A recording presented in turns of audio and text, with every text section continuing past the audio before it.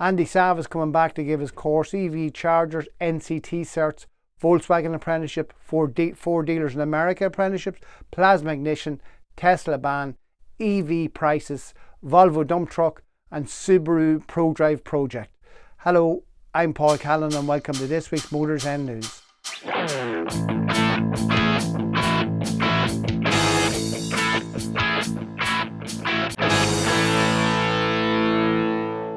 The garage inspector, Andy Savva, is coming back to Ireland on the 24th and the 25th of September. He's having his course in the Louis Fitzgerald Hotel. Day one is on financial understanding and day two is on marketing essentials. And I think there's never been a better time than the current time we're in now to really get to grasp with the numbers, financials of your business. And as I travel the country and talk to a lot of independent workshops, and I talk to a lot of people who set up their businesses down through the years, and I've always said to people, we don't question your ability to be a good mechanic, a good technician, a good engineer, but we don't know what your abilities are as a businessman.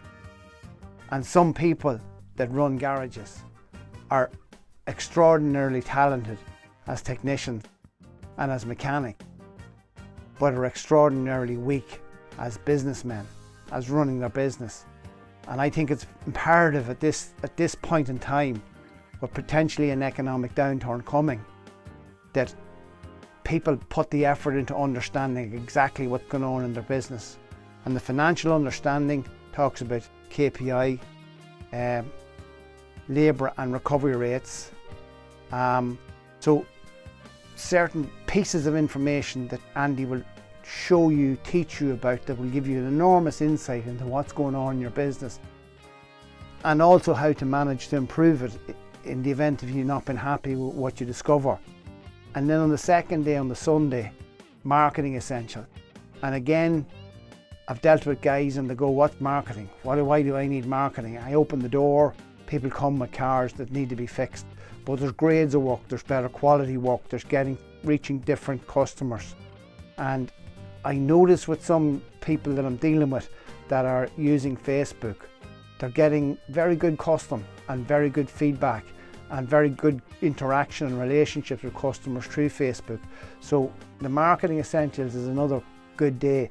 And the good thing about this course as well is it's on the Saturday and the Sunday, so you're not losing time out of the workshop. Half of all chargers for EV cars in Europe, half of them are in two countries. This is a survey that was carried out by the European Automotive Manufacturers Association. And the survey showed up that 29.4% of chargers exist in the Netherlands and 19.4% of chargers exist in Germany. So very damning information as far as rolling out EVs are concerned. And to be fair to people, when I talk to them about EV around the country, I sometimes feel I'm dealing with some people that are very anti-EV. But it is a very logical statement that people make is, where are the charge points for these cars? Where are we going to be able to charge them? France is third on that survey, Sweden is fourth, Italy is fifth. It doesn't list out all the countries, so I don't know where Ireland comes in on it, but I'd say it's pretty low.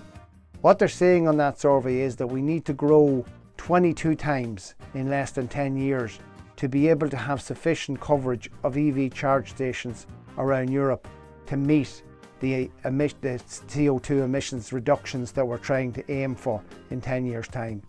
So really, the infrastructure is a massive problem in terms of rolling out EVs. NCTs, 34,000 cars that went for NCT got the wrong cert. 34,000 cars out of the 1.3 million that were tested since June 2020 when testing resumed.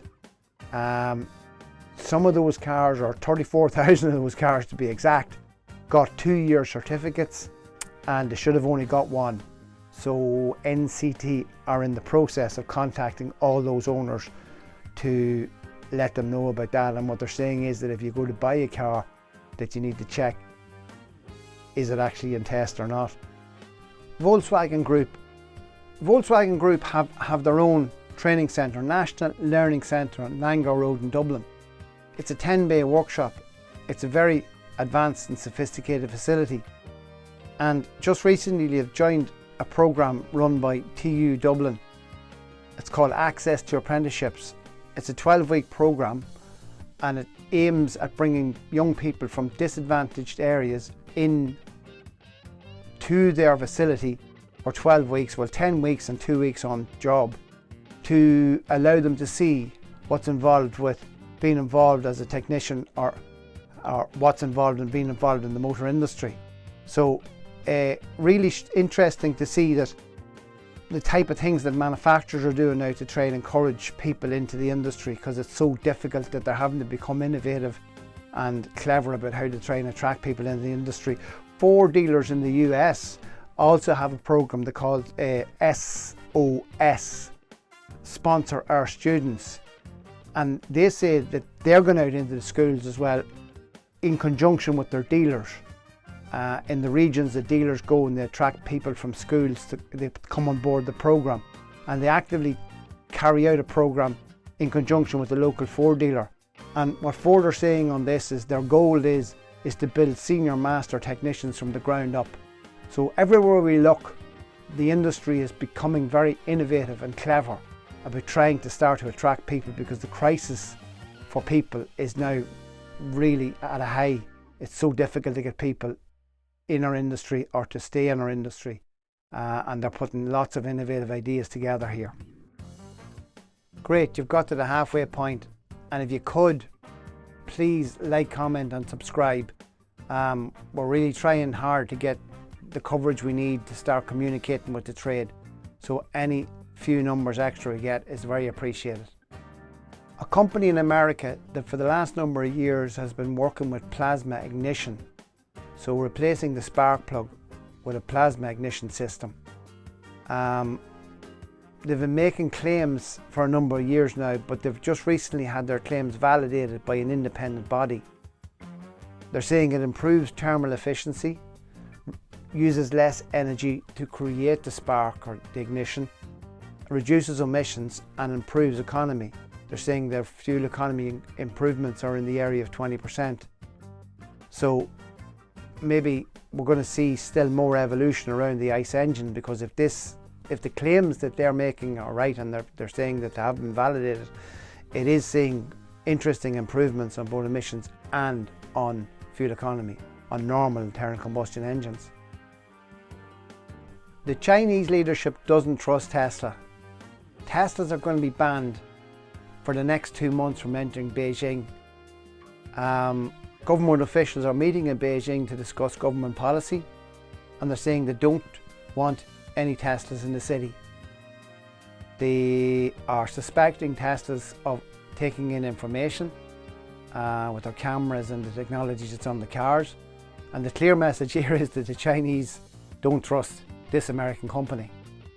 Staying with Tesla, an astonishing figure here that came out just during the week was, and it really questions whether maybe the future of EVs aren't as bright as we thought, or maybe we're going to be sticking with the internal combustion engine longer. EV prices are going up. Model Y in America at the start of 2021 was $39,500. Now it's $66,000. That's 65% price increase from a year ago. So it's astonishing. Like they still seem to be selling well, but that 65% increase on price, mainly down to materials and materials cost and raw materials, and primarily to do with the battery materials is where a lot of the cost is coming from as well. Volvo are testing a dump truck. They're testing it on hydrogen. So again, last year the story came out that JCB are convinced that hydrogen is the way to go on plant, and Volvo are testing hydrogen, normal combustion engines and hydrogen on their traditional dump truck. They're saying the dump truck holds 12.5 kilos of hydrogen. It takes 7.5 minutes to fill it, and the dump truck can run for 4 hours on that fill of hydrogen on normal combustion engine. To give you an example, a Toyota Mirai holds 5 kilos of hydrogen. So this again is the suggestion from JCB, and seems to be from a lot of the plant manufacturers, is the internal combustion is here to stay as far as being an application for plant is concerned. And a couple of weeks ago we spoke about a story from Prodrive that they were going to launch some special vehicle. Well, people of a certain age will remember the 22B Impreza. It was a two-door Impreza. It was around 20 years ago when that car was launched by Prodrive as their World Rally car. Well, it's been recreated by Prodrive. They're calling it the P25 to celebrate the 22B. It's using a 2.5 litre flat 4, producing 400 brake horsepower.